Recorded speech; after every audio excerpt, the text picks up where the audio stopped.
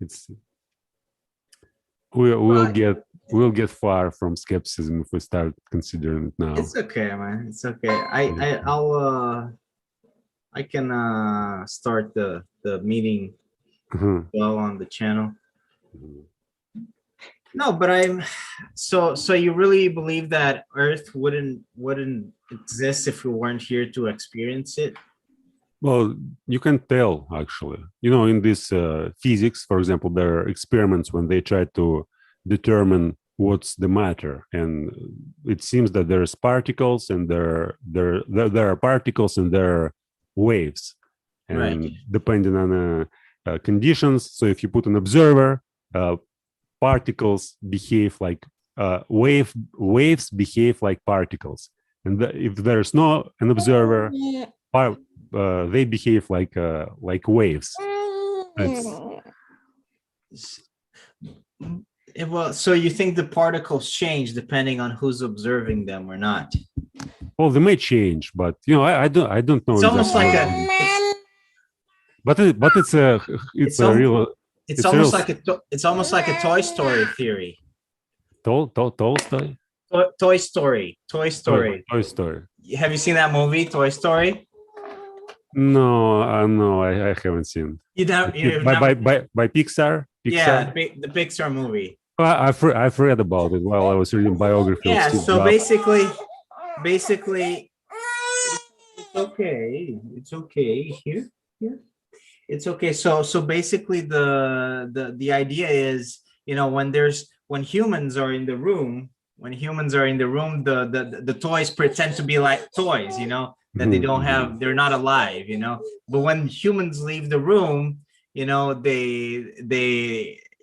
have their own lives, they act, they talk, they move, but then when when someone looks at them, they just look at like inanimate toys, they pretend that they're just dead toys essentially, so like normal toys. Yeah, So if you're looking at them, they're behaving one way. If you're not looking at them, they behave in a different way. It's almost like that. you may use this as an analogy, I guess. Yeah. So but I don't know, but if there were no humans on Earth, like there would still be animals at least. Yeah, sure, but like we say that if there's no consciousness, so if there's no somebody who can perceive it, like Earth itself is like it seems that it's unconscious. Right. And if there's no consciousness, there's no anything. Virtually, you can't even imagine anything without somebody who imagines it, right? Right. But in John Searle, he says no. There's objective world, and I'm really excited to get through all his lectures and try to You've done try the to understand his philosophy of arguments. language, you've done philosophy of mind, and you're now in philosophy of society. No. I've done philosophy of language, and I started doing philosophy of mind. So there's 28 lectures on YouTube dedicated to each. You gotta send me that. That's really interesting. Yeah, I'll send you. I found the lecture that you sent me on artificial intelligence. Well, I don't know if it was really a lecture. It was I guess just a talk. It was more like a talk because there was it was a lecture, but there was a lot of questions as well, right? That people are asking. Right? Yeah, Sophia is contributing here, and I thought it was really interesting. I thought to be honest with you, I'm not really so sure I agreed with his point of view entirely. Well, I did agree, but perhaps I'm not as sure as he is, right? Maybe it's because I haven't studied as much, but he completely rules out the idea that artificial intelligence can go an extra step, and develop into this thing essentially with its own will. And I'm not so sure, I'm not so sure. I because there are other people that present some arguments that I still mostly agree with him, but I think that's a little bit too definitive. You know what I mean? What do you think about that? Well, I that's why I'm watching these lectures. I want to understand exactly what he means and how he came to his conclusions. Since I also, I was listening to these guys who basically tell about artificial intelligence as if there's no way to escape Right. the like singularity or the point where Sure. Yeah. And John artificial Searle general. just says it's Yeah, bull. Johnson says just all nonsense, kind of Nonsense. Yeah. new, They're talking about nonsense. Yeah. yeah, kind of fairy tale which gullible people believe. But the like my curiosity basically is was aroused by his confidence, since he was doing philosophy for 50 years or so, or Right. even more, and Yeah. he, I really like the way he argues, the way he speaks. Yeah. He's really charismatic, right? He's really charismatic. How he formulates his thoughts. And I already started reading one of his books on speech acts. It's on philosophy of language. So I decided, to go deeper in analytic philosophy. Since for me, I spent like many years studying continental philosophy, and I was reading these guys who are, talking about the subjective world as if it were kind of illusion. And yeah, and I wanted to read contemporary philosophers like Wittgenstein and Noam Chomsky and others, but I never could really focus my attention on them. So whenever I started reading like Wittgenstein or Chomsky, I couldn't go on for for sufficient time to understand really what they are talking about. So usually it was just one book or half of the book, and then I quit.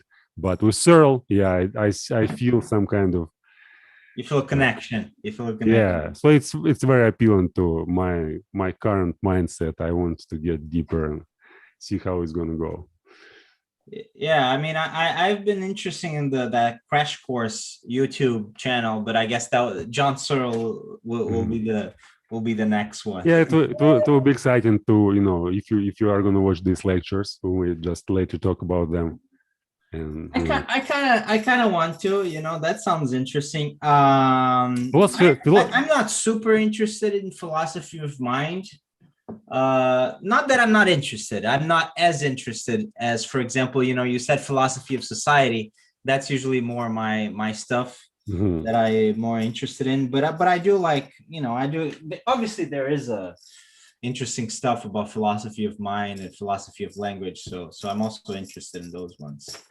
Well, I like how he presents himself, and like you said, like how he formulates his arguments. Yeah, I definitely recommend you to start from philosophy of mind, the course which I'm just started listening. Since philosophy of language, it's more, they're more, how to put it clear, it's very formal stuff. And more technical, right? And he repeats himself like all the time. So if you like, for me, for me, it's philosophy of language is a little bit dense. Yeah, for me, there's an extra motivation since I study English, and I just want to I may just listen to these lectures when he repeats himself over and over, and it gives me some better understanding of English language.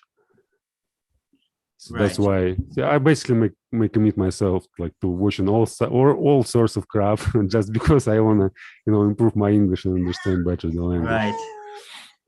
Yeah, with the Crash Course, I did a history of film and history of games, but those weren't quite as good as the more, knowledge-based stuff. Those ones I thought they were okay, but not as good.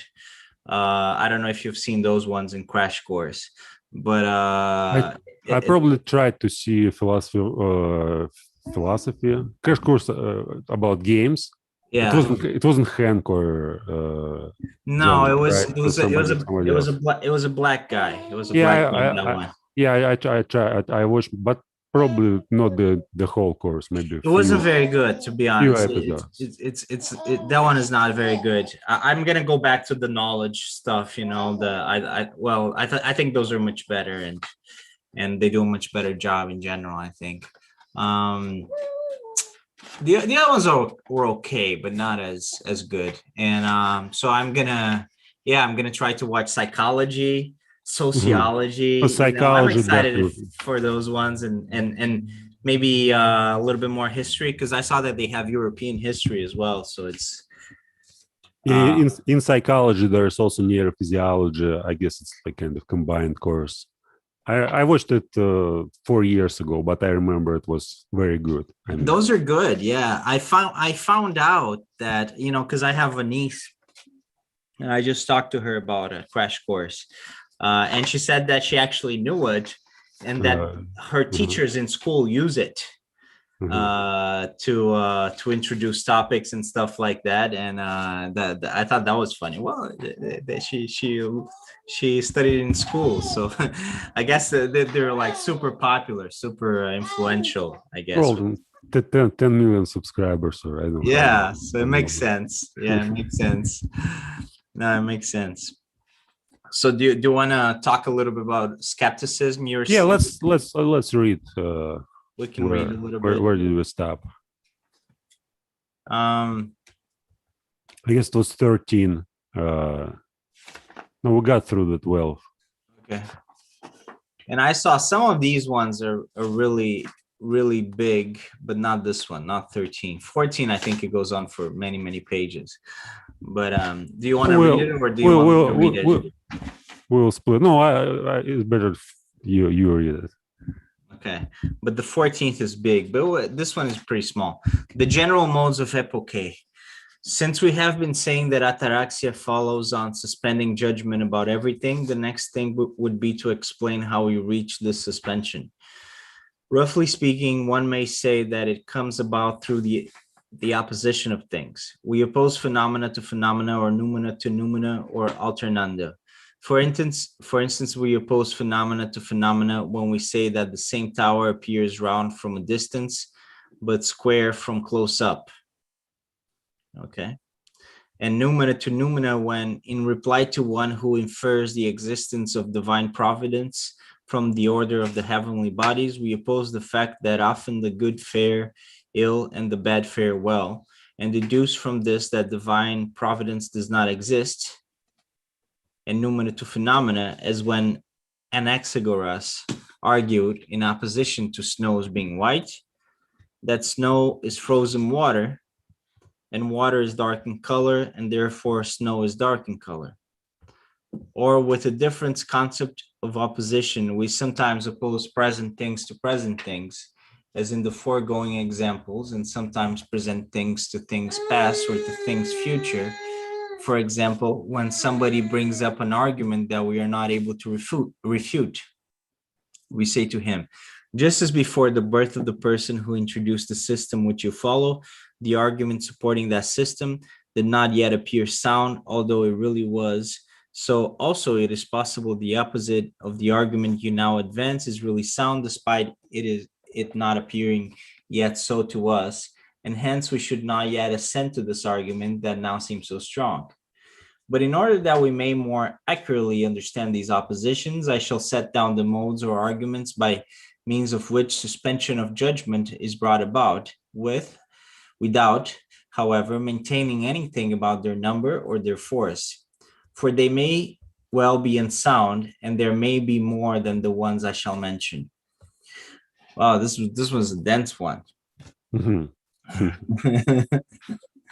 I like this idea about snow being white or black, depending on okay the condition of water. Yeah, I've heard a few times this cliche about Asian sophists who can prove you that white is black and black is white, and yeah, I guess this is an interesting example of that proof.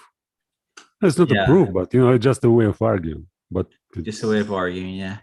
But I'm not so sure water is dark to start with. I think water is transparent. Has no color. Oh, water is like water.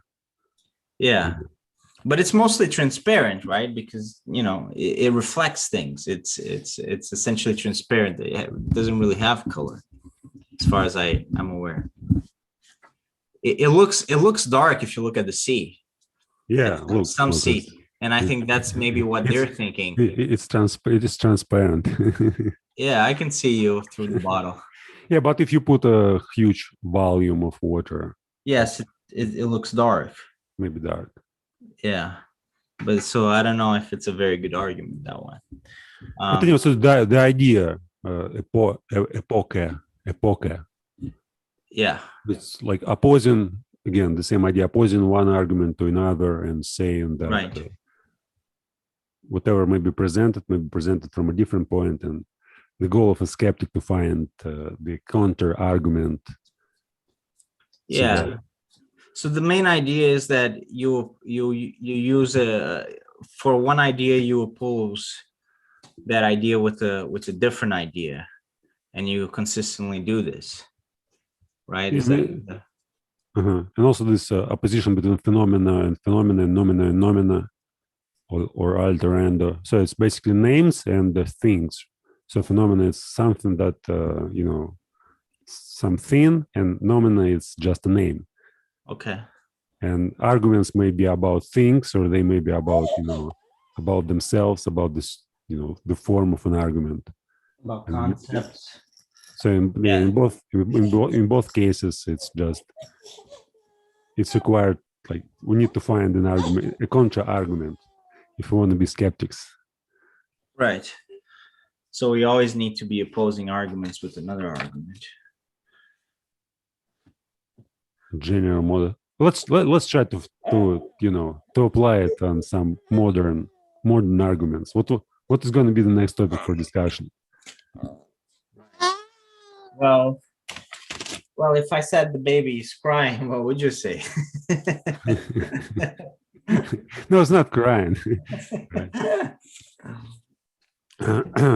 It was the 4th of July here yesterday. Yeah, the day of Constitution, American Constitution. Yeah, so it's in the Independence Day. All right. Have you seen fireworks? Just a little bit. Not a lot of fireworks. Had to put the baby to bed, so. Yeah, but I guess we may use these. There are kind of brutal facts and institutional facts, and the difference, like, brutal fact is that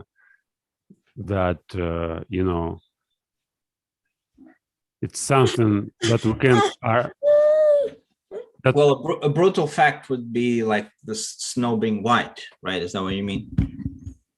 No, it's snow being white. Institutional fact, it's something that we decide. We may make some kind of what's the word? Agreement to believe in. For example, that you say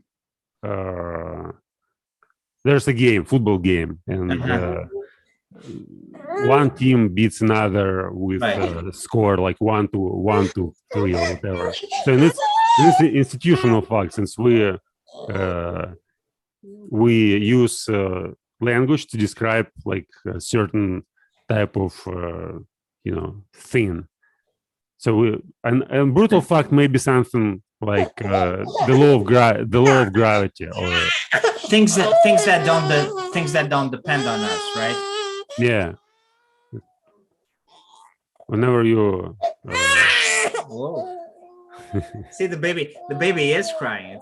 It's hard to dispute that. But so what's the difference between phenomena and noumena? Is noumena just the words, the ideas? Or I guess noumena is just names of words. Essentially, it's the same difference as between ontology and epistemology. So ontology, it's phenomena, and epistemology, like our knowledge about something, is not noumena. Okay. And when we argue about some ontological things, we still use language, so we use epistemology in all cases. But I guess, like, first we need to get through, like, to understand it better, we need to see which types of arguments they present in the book. since Okay. Well, it, he gives us an example for phenomena versus not phenomena here. So phenomena versus phenomena would be the same tower appears round from a distance, but square from close up. so you say So, that the tower is round, right? And like it well, depends from on. a distance, from a Uh-huh. distance, it appears round. From a distance, it appears round, but from close up, it appears square.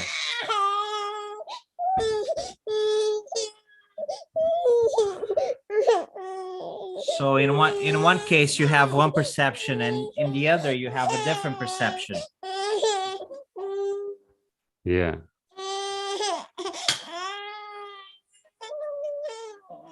And But in it's both hard. It's cases, hard. It's hard to argue that. and in both cases, it's a physical thing. Yeah, and it's hard to argue that baby is crying. Like, yeah, I'm still thinking about this contra argument. How you may prove that baby is not crying? No way. Only if you uh turn off the sound.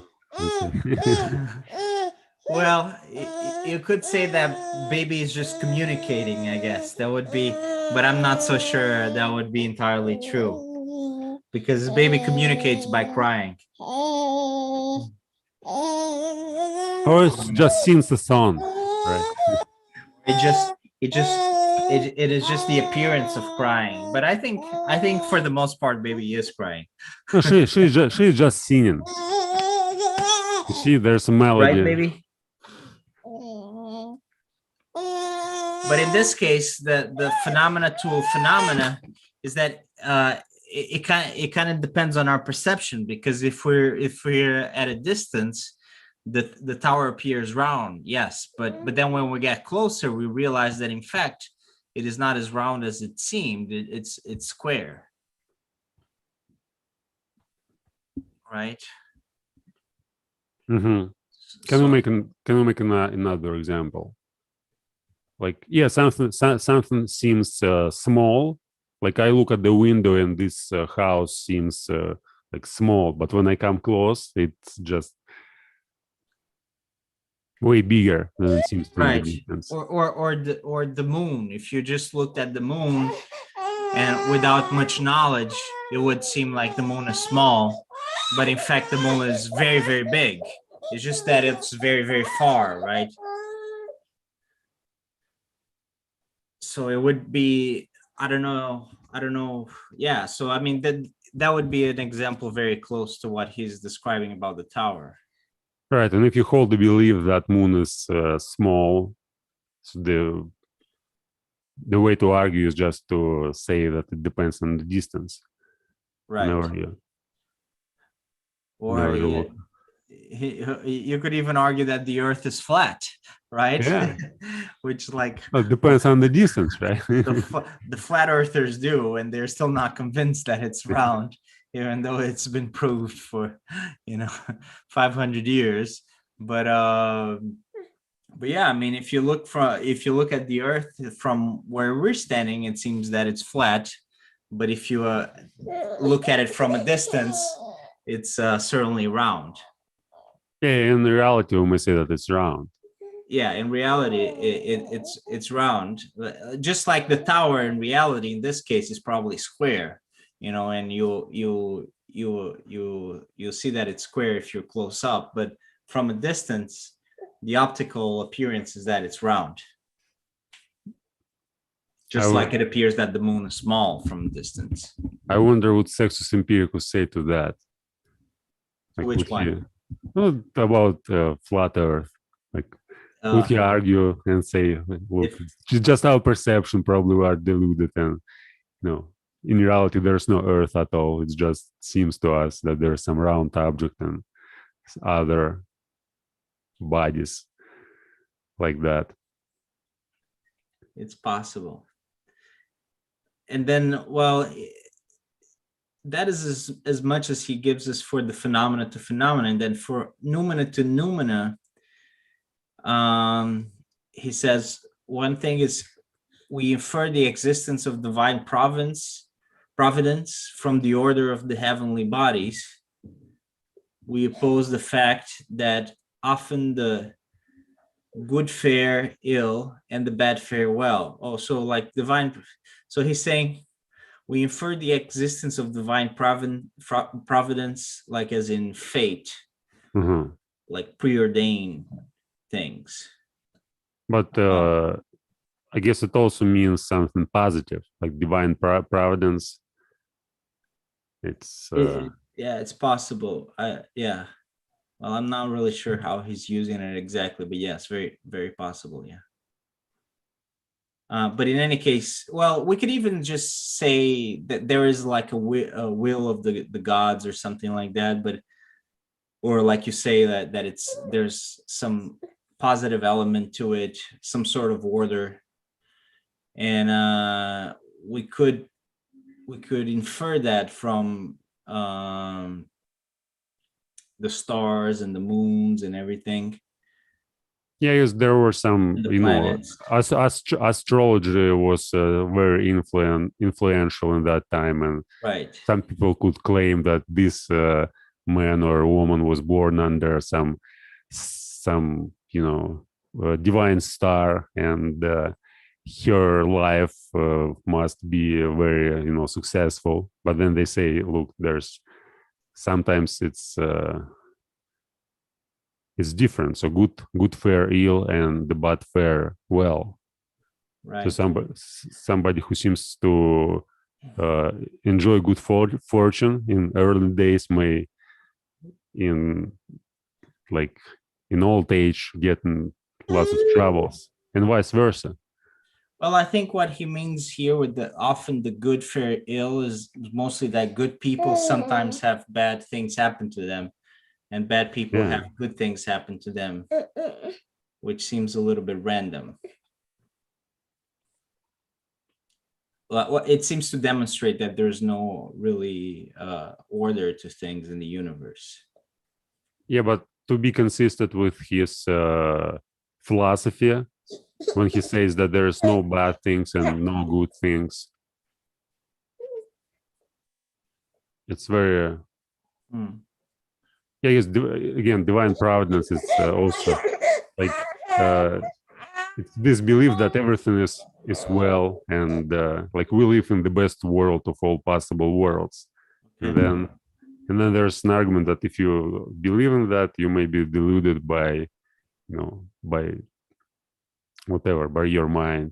Whereas if you hold the neutral, if you don't believe in anything, if you think like, there's no good, there's no bad, if something bad happened to you, it doesn't mean that its nature is essentially bad, essentially negative. It's just one thing, and if you think it's bad, you probably may look for other things which are which are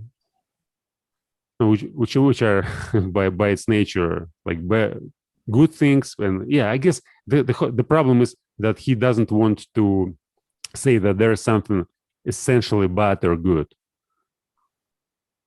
that you can't make a judgment and say that if somebody even in extreme cases like death, so when you die, it seems that it's the worst thing which may ever happen. But for him, for sex empiricals, I guess he will argue that it's actually you don't know what's going on. If you die, you don't know what happens, and especially if you are a miserable person and you live in a terrible environment, and your death may be very liberating in this case.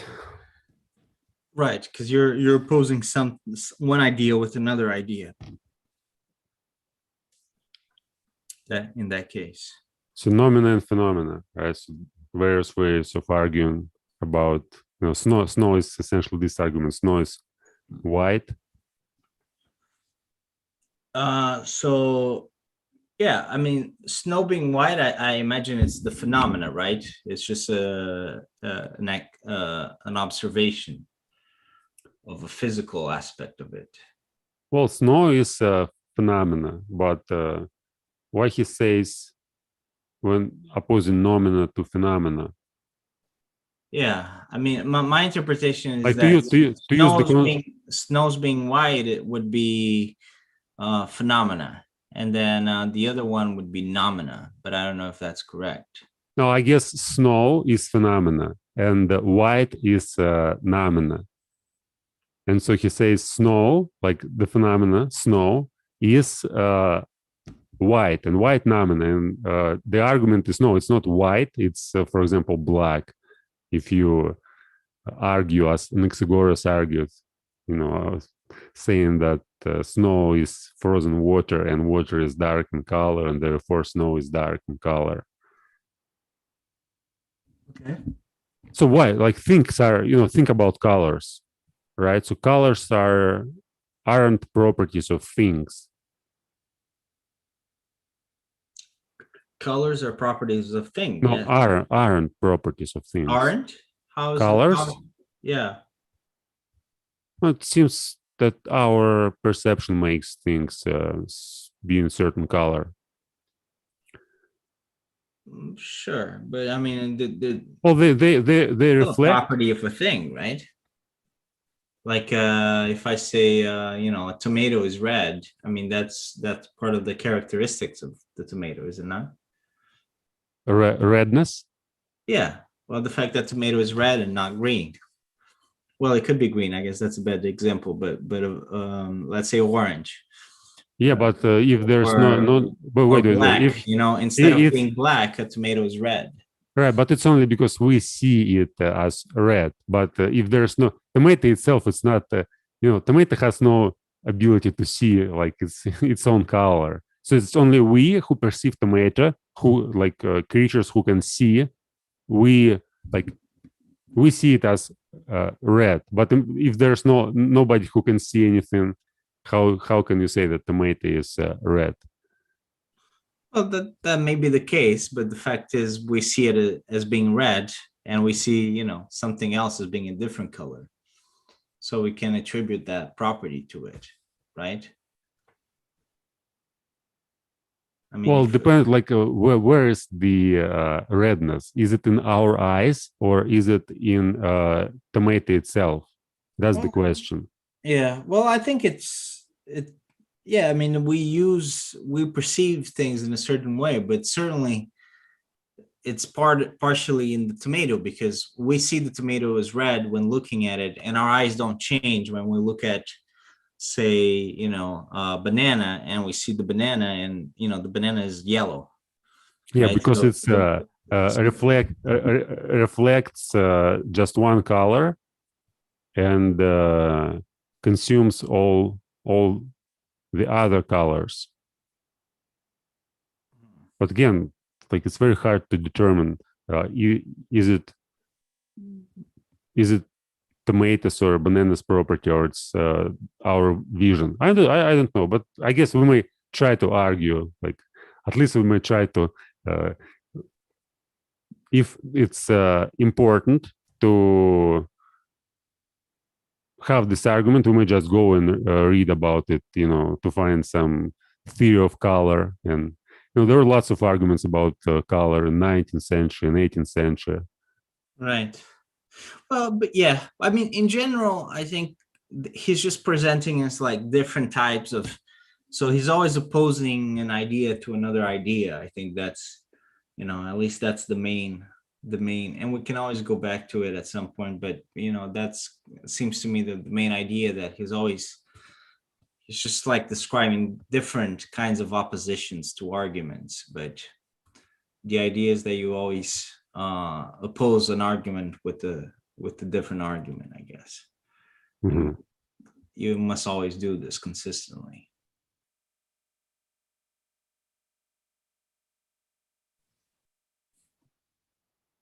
And then in the end, he says, but in order that we may more accurately understand these oppositions, I shall set down the modes or arguments by means of which suspension of judgment is brought about, without, however, maintaining anything about their number or their force. For they may well be in sound, and there may be more than the ones I shall mention. Okay. So next, yeah, he'll talk about the modes of arguments, I guess.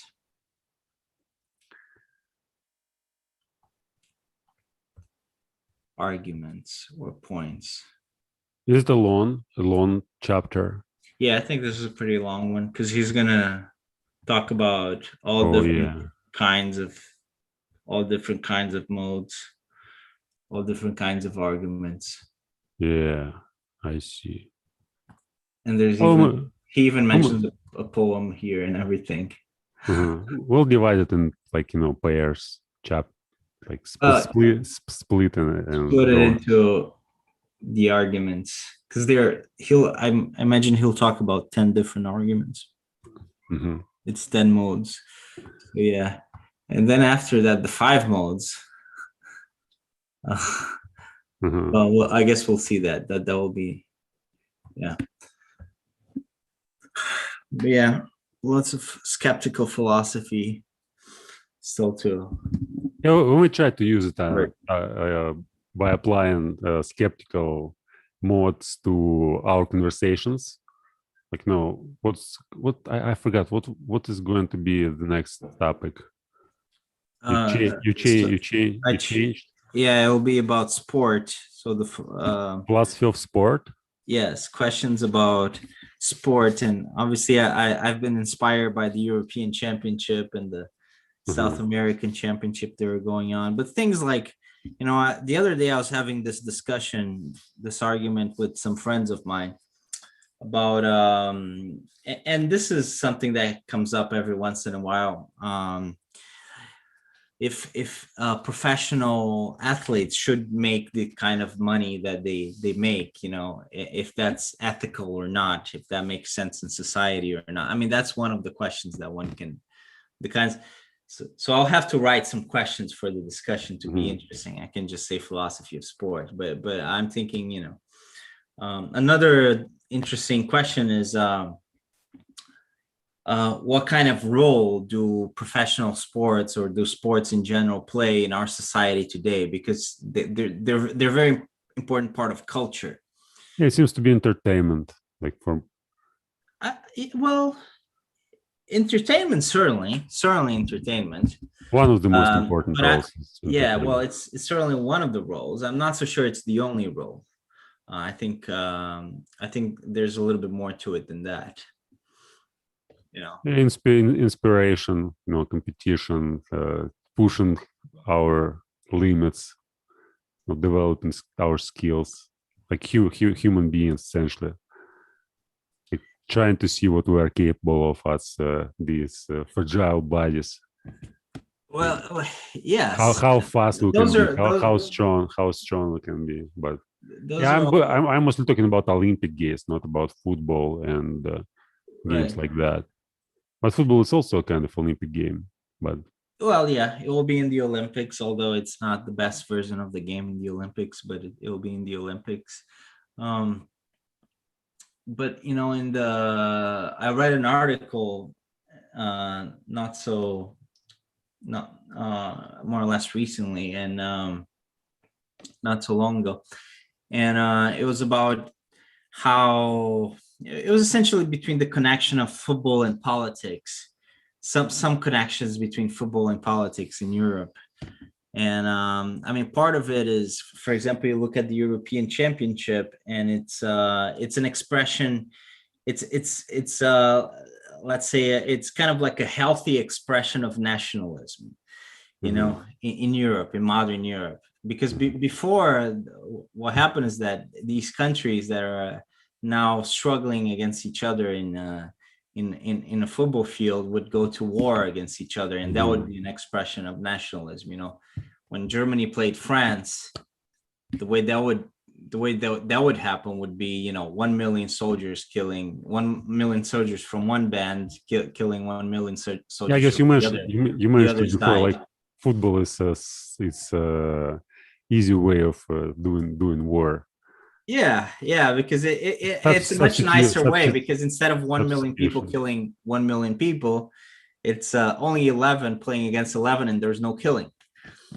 So it's a much more much more friendly way of going to war against each other. Yeah, but essentially it's not so it's not so thrilling. I mean, in real war, there's different emotions, and football, it's I mean, the war, if you go in a war, it's very hard, and football, it's for for Yeah, for for I for, for mean, more for most parts, it's just an entertainment yeah, I still. mean, certainly not the same, but I think there is an element to it that you can certainly make the argument that it is a representation of national competition in some ways, and there is a role that sport plays in modern societies that we substitute we substitute this natural drive of national competition that we have of one group going in against another that we have, and we substitute war with something a little bit more, well, not a little bit, a lot more safe, or a lot more palatable, less destructive, which is like these sports. And that's something that you can't really do with many other things. You can't do that so much, for example, say, with movies, it's, yeah, you can kind of like compete a little bit with movies, but it's not really the same thing. Sports give you like real competition. It's the French national team, the German national team, and they can actually play each other, and in the space of 2 hours you can see who's better. Have you watched the movie The Green Street Hooligans? Yeah, I have seen that movie. Yeah. Uh-huh. So it's not just football, but it also fans who, Yeah, you know, that's another aspect of the sport. Yeah. But it comes down to sort of the same thing. It's about competition. It's about tribalism, like and it's not just in England. I mean, all over Europe and all over the world, these gangs tend to form. They're associated with football. yeah, but you may apply any kind of like, video games. It's also the same example. Like, look how many people play in tanks, or these crazy games when you just have a kind of substitution of real fight, but just it's all safe. You don't kill anybody. You just play in a computer, and Right. Yeah. but it's the same war essentially. So you sit and you have, well, I guess when you play tanks or these games when you have to control some armies, it's more. It reminds war more than a game when you go and hit the ball from one. Well, I think they're different things. I think all of them perform a role, and some of those things overlap. But with video games, you can't get what you get with football, for example. It's not possible. There's an overlap, but there are also different characteristics. For example, football has something that is common to all team sports, which is the fact that you actually have a team, and individual sports can't provide that. But with the team, it's really like an army. You're sending an army, and because it's not just one person, people feel more represented. It's Yeah, but it, in they, video they, they, games, in they video can games, almost feel like they're part of the army, right? With video games or any individual sports, you can't really no, feel like no, you're in part of video that games person. there are lots of team games, and Yeah, if and maybe that will be the case in the future. I don't know if that's going to be the case, but it could be the case in the future as video games progress and people and esports develop. Maybe it will be the case that esports will become this huge sport, and also it will be a team sport, and you will have like these team competitions with video but they all games. they already have, like, in Yeah, but it's Dota, not in right. World But of it's World not of the same Tanks. thing. It's not the same thing. You don't have like an European championship of esports, and then you have your national team that goes and plays against the other ones, and millions of people watch and talk about it. And Oh, in Korea they have, what? South- And maybe in Korea, but it's not. in South Korea, yeah. Yeah, I've heard. I remember now when it was the beginning of 2000s, like 2002 or 2003, and I was playing, video games, StarCraft, and people were saying, like, I was saying this as well, that in 5 years and 10 years, like, video games will replace all sorts of sports. Nobody is going to play in anything. Just right. look at this look at the South Korea, it's national sport, StarCraft, and soon, like, all these other games will just.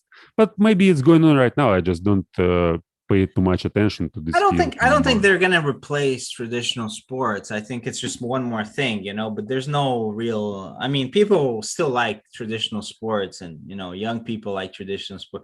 It's not a matter of replacing. I mean, I think to some extent video games steal a little bit of the time of real sports, and maybe they'll steal even more of that time. But I don't think, Mhm. I mean, I find it very hard to believe that traditional sports will disappear, because people like them, and I mean, and they continue to play them, and they continue to watch. And just because one new thing appears, it doesn't mean it will replace a former thing. I think it's more, it'll add up to the number of things that exist. And I think that's the case with video games. When virtual reality is going to be developed fully, when you may uh, just get on the internet and live almost as like when you will be able to play games, but it's gonna feel as if you're in a real life, like when you really do something. I guess Yeah, that that's would be that's that'd gonna be be the different. crucial point. So you don't need to sit at the computer. You basically uh, dress on the certain equipment, and then you are just in this world, and you may do virtually everything. Go to war, or all sorts of activities, which are safe. And yeah, but it's exactly what it makes it surreal. Like when it's not safe. So I guess that even virtual reality is not going to be as no as good as real world, since you will know that even if you lose, you still, like, it's just a game. It's nothing. Just a game. Yeah, yeah. I mean, Yeah. it will never be a real replacement for the real world, but certainly, yeah. I mean, as virtual reality evolves, I think it'll be interesting. Yeah, it'll be different. People will be able to experience. I mean, we already have virtual reality to a certain extent. I mean, and it's not really I'm not even talking about the actual virtual reality. Traditional video games are actually closer to virtual reality than virtual reality at this moment, because virtual reality hasn't evolved a lot. But I mean, if you look at something like, Red Dead Redemption, for example, you can play the life of a cowboy, in the game. It's Hmm. like so, immersive, these games. The traditional video games have developed so much that, you can, it's almost like living in Westworld. I don't know. Have you seen that show, Westworld? Yeah, I've seen a couple of times. Yeah, so it's like Westworld. That's the closest thing we have to Westworld right now. And it's pretty close. I mean, you can live, Yeah, yeah, but still, very immersive. yeah, it's not real, and you always know that it's just Yeah, it's not real, but that's what virtual reality is probably going to look like.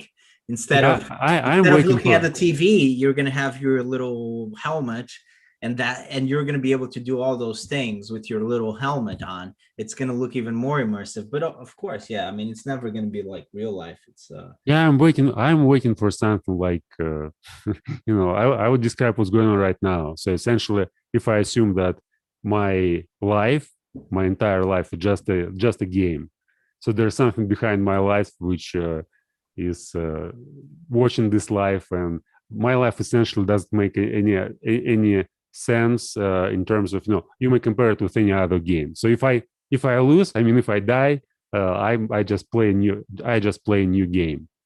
So when we get to this point, when we are able to produce such games, when you lose your identity, let's say I start playing the game and I forget about myself. I right. forget who I am, what I'm doing. I'm completely immersed in the game. And then you play maybe 10, 20, 50 hours. And then you get back and wow, it was just a game. And you Well, I don't know if I don't think it will ever be like real life, because there's no substitute. But have you watched have you watched Rick and Morty? no, Like, it's a cartoon, and there's an example of such situation. There's like a game, and you play this game, and you are born as a person, you grow up, you have you marry some woman, you have children, you work for 50 years, and then you die, and then you like get back to your real experience, and wow, it was just a game. It's like I was this guy. It feels as if you That were would in be the game. cool. That would be cool. Yeah. It feels as if you were in the But game you know what the problem is with for your that? whole It's life. probably never going to be. We're probably that would be fantastic, but we probably will never be able to develop that because the problem that's like Inception. You know, the movie Inception. Yeah, They yeah. have that. That's actually the what I like the most about the movie. It was that idea that you can live multiple lives, but I don't think No, that's possible. I why don't not? think that's well Why not? because the real problem there is time. You know, like in Inception, they manipulate time, and I don't think there'll ever be like physically possible for us to manipulate time. You But know, imagine that you may take a pill. even in our perception, like, well, obviously we're never going to be able to manipulate time physically. Like the only way we could manipulate time, I guess, would be in our perception, and Yeah, I don't but know you if still that's possible you may or have will ever be you possible. may have brain machine interface, and let's suppose there's some game on net or in virtual space, and you just take a pill, you sleep for 10 days, 20 days, 50 days, and during these 50 days your brain uh, is connected to like different character, let's say, and you live this character for 10, 15, 20, 50 days, and you think as if you were this character, and then you wake up in the next 50 days and you wow, and you of course you do it voluntarily. I mean, Yeah, yeah, it's like what to I'm have a saying, different life. Would what you I'm like to have yeah, no, just that idea. imagine now I go to you and say you may just live a different life of like full life of a different person for 50 days, and it's safe, and there are lots of people who already do it. Like, would you like to be somebody else, not Bruno, but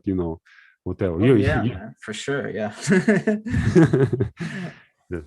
and, But and no, and it's not going to be a kind of some trivial character. It's going to be something like, would you like to be a Napoleon, for example, for winning this battle on Waterloo? that would be nice. Yeah, yeah. Yeah, for 50 days. Yeah, Yeah. be Napoleon or Alexander for 50 days. That would be pretty good. Yeah, That would be pretty exciting. yeah, I think we'll get to that, but how much time is going to take? That's a totally Or different question. or some sort of adventure, you know, like being a medieval knight or a pirate or a Viking, you know, or a samurai. Or whore. Maybe it's not my thing, but I would prefer to be an adventurer or cowboy, you know, the Wild West. No, yeah, then I Yeah, mean essentially, the you watch possibilities are, no, you watch a endless. movie. You watch a movie like Caribbean Pirates, and Yeah, then you choose whom you like to be, and then you take a pill, get this interface, and you just live in this movie. And it seems to you that it's real. That's yeah. And I always think like, what if what's going on right now is already this type of game? So it's like it feels as if you know when you take determinism seriously, right. so when you understand that you have no free will, it's just an illusion, all your actions are determined by some previous actions, so you may even consider like entire life as this type of game. Right. So what's going Yeah, I on mean, just I think that's like, yeah, that's so in the movie look you not in the really movie. reality, but that you can look at reality in a number of ways, you know, depending on we can look at it in a number of ways. It's Yeah, like, you sure. know, And it's just a science fiction, some fantasy, but it's no, yeah. it sounds very provocative. If you, That's not very different from, you know, religious people interpreting life in a certain manner, you know, like yeah, it's Christians like believing, you know, this is just a little part of your existence. In fact, the big part of your existence will be after you die. You know, you're gonna have a very nice life in heaven and all that. You know, it's the same thing. It's us, you know, taking what is reality and interpreting it in a certain way that we want to interpret it. yeah, but we may really build something like that. Like, I mean, these artificial technologies may really build uh, whatever we describe now.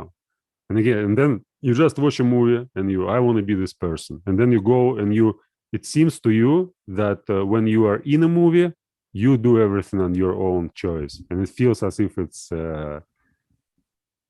real. But you know that it's a movie, and you choose, you have chosen this movie before you actually stepped in and Yeah, start, that would be cool. That would be cool. Listen, Vladimir, I need to go back to real life now. Yeah, okay, I okay. need to leave the artificial life of YouTube, and I gotta see about the baby and real life, boring life. All right, so I'll send you this philosophy of mind, the course of lecture, Yeah. so you may check it out, and later Yes, we that probably will talk about. that will be interesting. Now I'm starting to discover interesting things on YouTube, just like you. Like Mhm. YouTube is nice. It's a whole world, right, for educational materials. Most of it sucks, but there's also like really good gems out there. That you can. I watch only great things. I mean, Yeah. I try to stay away from all sorts of stupid things, and usually it's planned beforehand. So I try to not watch things which YouTube suggests me. Uh-huh. It's like I find the course of lecture, I'm watching this course of lecture, I'm trying to not be distracted by anything else. And while I'm watching this course of lecture, I find maybe some new course of lectures, or maybe some materials which I want to understand better. Like, for example, this John Searle talks about another guy, like Bertrand Russell, Sure. Wittgenstein, Austin, and Yeah. I want to learn something about this guy. Type questions related to this guy or his theory, and then I watch other course of lecture. But I think it's hard to uh, evade all these opportunities which are presented by YouTube algorithms. But no, Right. I find I kind of mastered it, and for me now it's almost you know it's like most of the time I just avoid everything. I may watch one accidental video once a week or something like that, Yeah. but mostly it's all planned beforehand. And No, I mean yeah, that's a good idea. That's the way to. That's and definitely the way to and go about it. and Yeah. recently I learned, and that's so mind-boggling for me. Recently I learned to uh, not to check out my social networks, not Facebook. We have in Russia Wiki, and I'm running this group, and for the last few years I constantly checked out my Wiki page like 10-15 times a day. And Very recently, a few weeks ago, I learned to avoid it, and I check it now only 2 times a week. So whenever I need to post an announcement, and right. like once when I need to post some videos, and all other times I just avoid myself to check it. And there's so much, like, from one side it's just a few seconds. I spend few seconds checking out these social networks, but as soon as I stop doing that, there's so many opportunities that I may, instead of checking out these social networks, I may read some article, or I may read some poem, or I read some books. So I have a great recommendation for you. We can talk about it more some other day, but or on like Facebook chat or something. But The Economist is, I think, have you ever checked out The Economist? is it a journal? It's uh it's a magazine, really, Mm-hmm. but it's kind of a newspaper. It's Mm-hmm. kind of a better newspaper than newspapers. That's Mm-hmm. essentially what it is. It's the best newspaper in the world, which is a magazine. Mm-hmm. uh Yeah.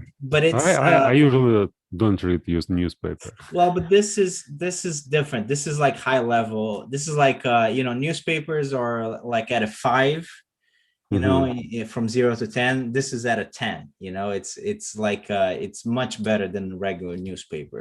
And it Mm-hmm. basically, I say this particularly in your case because you're interested in English speaking sources and all that, to improve your English and all that. And I think this is the publication that native English speakers read to improve their English. Mm-hmm. So it's like the golden standard. It's the gold. Yeah, It's but been it's been around since the 19th century. I don't like what I don't like about magazines and all sorts of platforms which suggest their own content is that they usually present you with some information which may be exciting, may be appealing, but usually it's irrelevant. And I try to focus on This is not irrelevant. This is not irrelevant at all. they just gives you some food for thought. But I usually have, like now I want to read 5 books by John Searle, and I don't want to be distracted by anything else. That's fair enough. And the same thing about YouTube. So I want to watch 56 lectures, and I don't want to be distracted by anything else. I want to get through. It's like a task, and of course, I might go on YouTube and watch something which related to the materials which I am currently reading in this book or watching in these lectures. But when you get to some, newspaper or magazine or just watch some YouTube videos, it's I don't want to do that, since I know that YouTube may give me something very, very, very interesting, and then I drop watching like these lectures and reading this book and want to watch another book. It's like essentially it's like reading Wikipedia. So you read an article, then you find some link to another article, and you find a link to another article, and then you never finish the first article. Right. And continue reading like hundreds of other articles. So anyways, but if you feel like checking it out one day, we'll talk about it. All right. Well, if you if you read something and I've discovered it recently because I got it's not, I mean, it's not free, you need to pay for it. So I didn't like, I used to do it. I used to read it when I was at university in England, and it was free there for me. But so I used to read it sometimes, and I really liked it. But I haven't really read it for almost 10 years. So and now I'm rediscovering this thing, and it's kind of stressful, because I'm still trying to manage it, because it's a lot, it's a lot of information that they give you. So you need to kind of like figure out a way how to introduce it to your life without being overwhelmed by it, because it's like a lot of information at once. But now, I'm kind of like getting the hang of it. And it's fantastic. Like, I'm so happy with it. I feel like, I should have been using this for 10 years, but it is what it is. But I want to use it in the future now, going forward, because it's a fantastic magazine. And it's basically a magazine that keeps you informed about the world, So I really enjoy it. Maybe I'll give it a try, but definitely not now. Sure, yeah. I mean, it is time consuming. It's time. It's not super time consuming, but you have to figure out a way to like introduce it into your routine. Yeah. All right. All right, man. It was nice talking to you, Vladimir, and I'll talk to you on Friday. Yeah. We'll talk about philosophy of sports. I'll try to get up this week. All right, if you can. If not, it's fine. I'll talk to you soon enough. All right. Okay, so see you. See you. Take care, my friend. Thank you for the conversation. Bye.